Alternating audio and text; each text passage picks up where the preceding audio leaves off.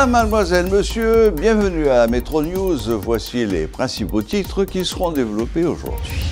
Légère baisse des prix des carburants à la pompe. La gasoline passe de 570 à 560 gourdes, le diesel de 670 à 620 et le kérosène de 665 à 615.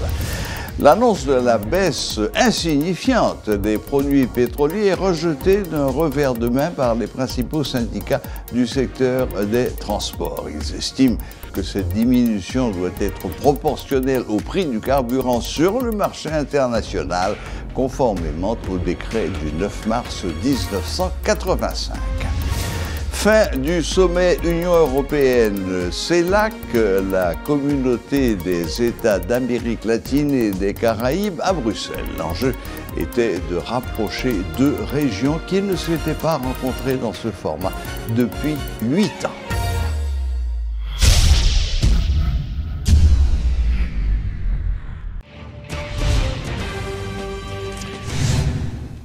Les ministères de l'économie et des finances, du commerce et de l'industrie annoncent dans une note que les produits pétroliers ont été revus à la baisse.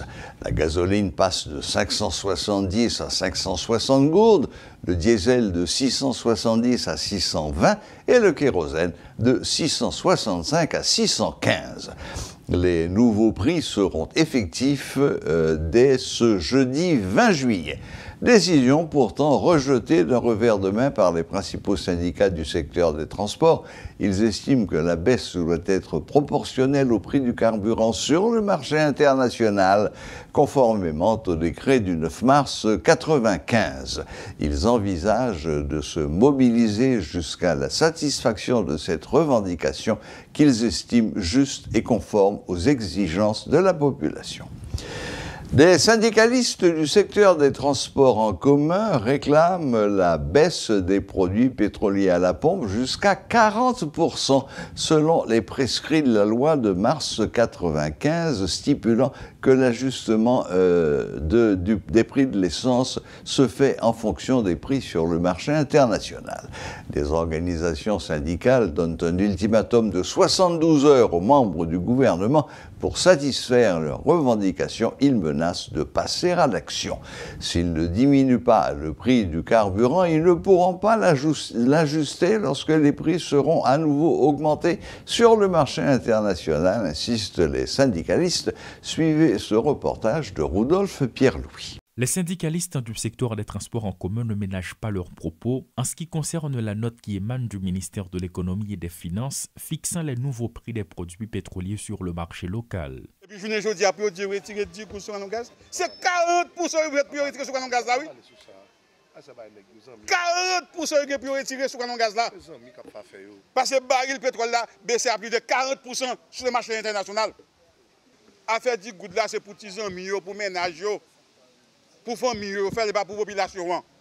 Mais je dis, où sont dommage tout à l'heure, le ministère des Finances saute en note. Moi, je dis c'est du pipi de shot. Donc, on note sorti de manière unilatérale 10 gouttes sur gallon gasoline. Ça veut dire. Qui marche de pourcentage, ça veut dire 10 gouttes sur gallon gasoline. Donc, là, ça coûte pas de donc, 10 gouttes sur gallon gasoline. Donc, si 510 gouttes, s'il y a 10%, ça 57 gouttes. Donc, on prend 10 gouttes là, sur marge de pourcentage. Sur 57 gouttes, ça veut dire moins que 2%. Ils sont issus de différentes associations syndicales, mais leurs positions sont unanimes sur la question. Les prix des produits doivent être revus à la baisse. Non seulement c'est nous prenons un protocole d'accord nous avons signé avec eux le 9 décembre 2021 qui dit c'est application décret loi 9 mars 1995 là, les gaz montés, li monté, l'aile descend, li descend.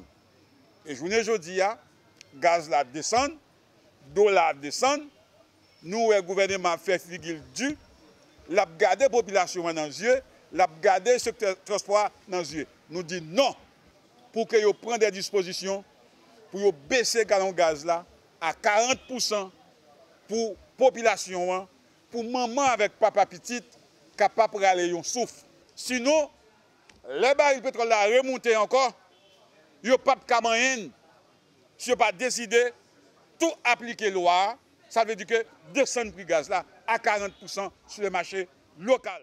À l'approche de la rentrée des classes, cette question doit être une priorité pour le gouvernement selon les prescrits de la loi du 9 mars 1995.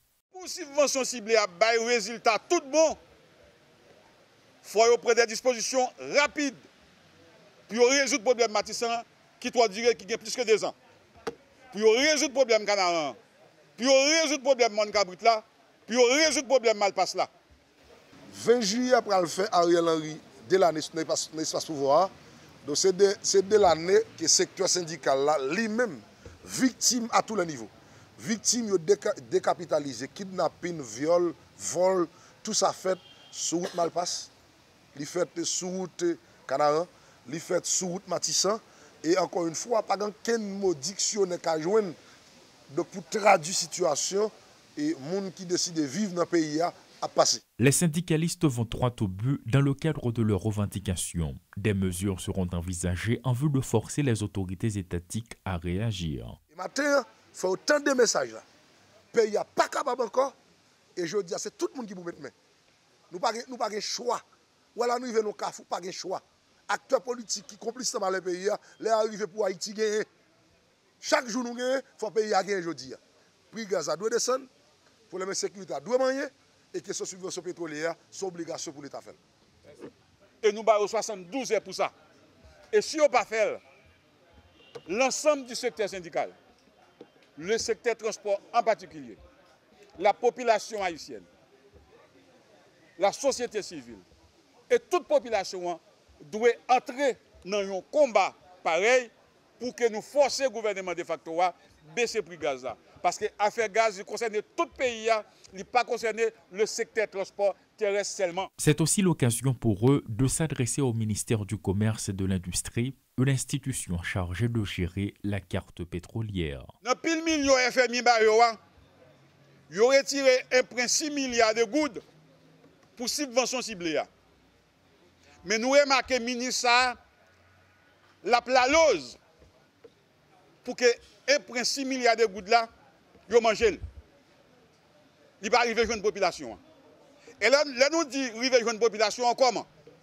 Là, on va transporter à 4 pétroliers ciblés. Eh bien, ça peut dire prix machine n'a pas changé. Prix où qu'on a été vendu, prix machine n'a été fixé en 2021 avant de monter gaz là. Gallon gasoline n'a pas vendu 201 gouttes. Gallon diesel n'a pas vendu 163 gouttes. Eh bien, prix affaires sociales est fixé pour monter payer une course machine. Eh bien, c'est prix ça qui a continué à respecter.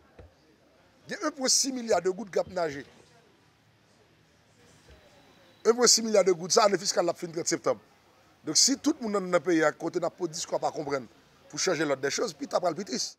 Les syndicalistes du secteur des transports en commun ne ménagent pas leurs propos en ce qui concerne la nouvelle décision adoptée par le ministère de l'Économie et des Finances. C'est une obligation pour les membres du gouvernement de revoir à la baisse les prix des produits pétroliers jusqu'à 40% selon la loi du 9 mars 1995. Ils menacent de passer à l'action sans pour autant dévoiler leur stratégie de combat. En guise de rappel, un mot d'ordre de grève générale, c'est le plus souvent l'action utilisée par les membres du secteur des transports en commun. Et dans le passé, ça a toujours eu de fâcheuses conséquences sur la vie nationale. Paul Léel et Rodolphe Pierre-Louis pour Télémétropole. Le problème des gangs peut être réglé à court terme, c'est l'avis du journaliste d'investigation Adi Jean Gardy. Il recommande le recours à une agence multinationale privée de sécurité qui sera financée avec des fonds disponibles pour Haïti et gérée par l'ONU. Il faudrait en moyenne 10 millions de dollars sur 3 mois pour ces militaires sous contrat avec l'État haïtien pour établir la connexion entre les villes haïtiennes. L'ONU dispose d'une enveloppe de 180 millions de dollars pour la sécurité en Haïti. Alors évidemment, quelque temps après la résolution du Conseil de sécurité, la résolution 1908 a été renouvelé. On a demandé le renouvellement et c'est là que les massacres ont commencé. Il y a eu 4000 morts à Cité-Soleil et des gangs ont été éliminés. Beaucoup de gens aussi, de civils, ont été massacrés. Et on a tiré sur eux à partir d'hélicoptères avec des M50. Et il n'y a jamais eu, disons, c'était l'impunité internationale.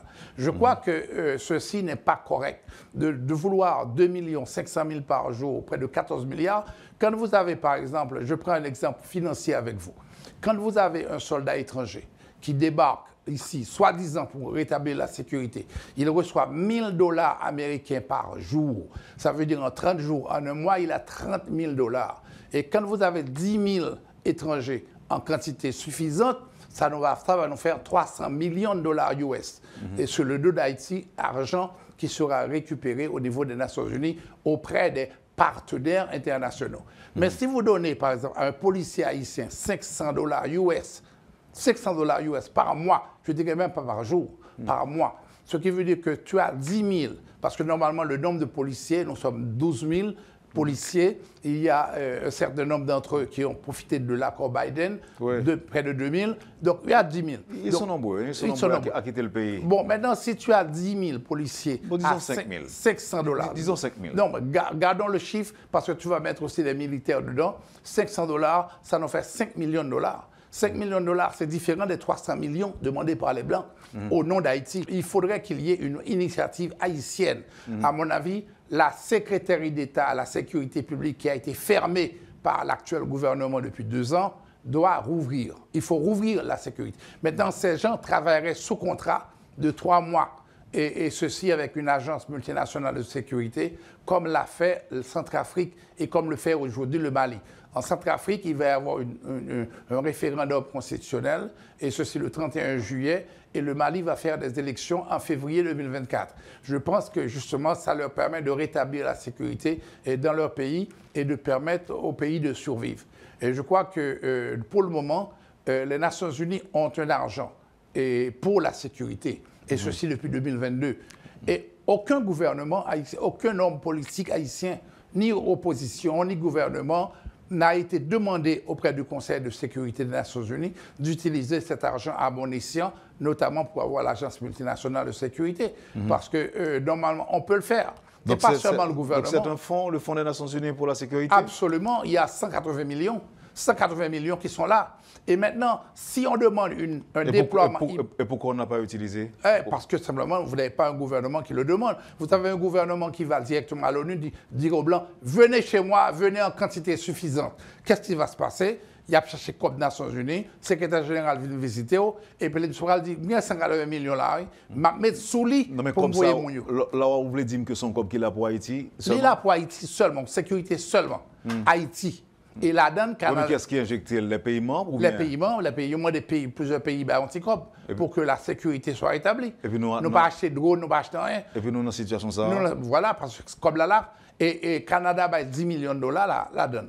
Et l'autre pays, chaque contribué aux anti-COP, mais les COP l'arrivée jeudi à 100 millions de dollars. Nous pas aller tout. Il y a une documentation sur ça? Absolument, il y a une documentation. Il suffit, sinon, il faut un ambassadeur d'Haïti à l'ONU qui est présenté, là, un journaliste, il fait enquête, moi je fais enquête pour me connaître combien de COP il a et quels sont les fonds donnés. Si on est l'ambassade Canada, l'Abdou, oui, moi j'ai 10 millions de dollars dans COP PAM pour rentrer là-dedans. Et récemment encore, Canada a 100 millions de dollars pour aider d'une certaine manière. Et là, elle décide d'aller Saint-Domingue pour bailler Dominicains 20 millions de dollars. Il a fait la Kaili, mais elle préfère rentrer Saint-Domingue pour injecter 20 millions de dollars dans l'économie, alors que justement, qui a déjà 180 millions de dollars, il était qu'à prendre comme ça, le fourrer dans le basket fonds des Nations Unies et permettre que le travail la fête. Donc, on n'a rien fait. On ne demande pas. Ce n'est pas un gouvernement qui va demander, premièrement, l'utilisation de ces fonds des Nations Unies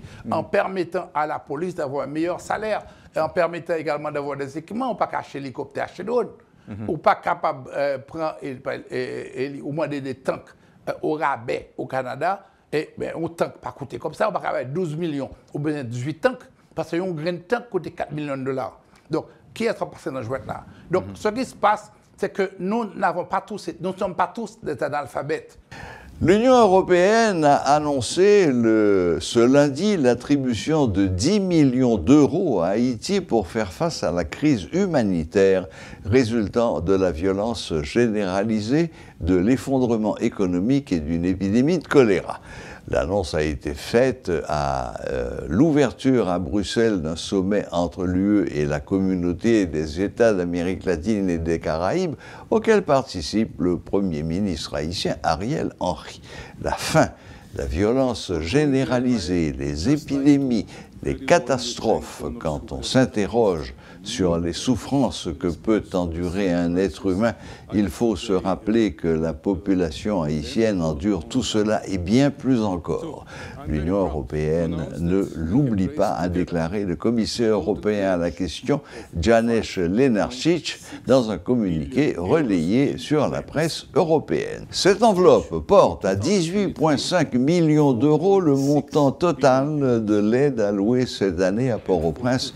L'annonce en a été faite à l'ouverture à Bruxelles d'un sommet entre l'UE et la communauté des États d'Amérique latine et des Caraïbes. La Commission européenne estime que le nombre de personnes ayant besoin d'aide humanitaire en Haïti a doublé au cours des 5 dernières années pour atteindre 5,2 millions de personnes, ce qui équivaut à près de la moitié de la population du pays. Le sommet Union européenne, c'est là que la communauté des pays d'Amérique latine et des Caraïbes a pris fin ce mardi à Bruxelles. L'enjeu était de rapprocher deux régions qui ne s'étaient plus rencontrées dans ce format depuis 8 ans. Et ce, alors que le multilatéralisme est en crise et que l'Ukraine, entre autres défis globaux, oblige les Européens à compter leurs alliés, il n'a pas été simple de rapprocher les positions. Pour conclure, un rappel des titres. Légère baisse du prix des produits pétroliers à la pompe. La gasoline passe de 570 à 560 gourdes, le diesel de 670 à 620, le kérosène de 665 à 615. L'annonce de la baisse insignifiante des produits pétroliers est rejetée d'un revers de main par les principaux syndicats du secteur des transports. Ils estiment que cette diminution doit être proportionnelle au prix du carburant sur le marché international, conformément au décret du 9 mars 1995. Fin du sommet Union européenne, c'est là que la communauté des États d'Amérique latine et des Caraïbes à Bruxelles. L'enjeu était de rapprocher deux régions qui ne s'étaient plus rencontrées dans ce format depuis 8 ans. Voilà, la boucle est bouclée. Merci de nous rester fidèles et à la prochaine, même heure, même chaîne.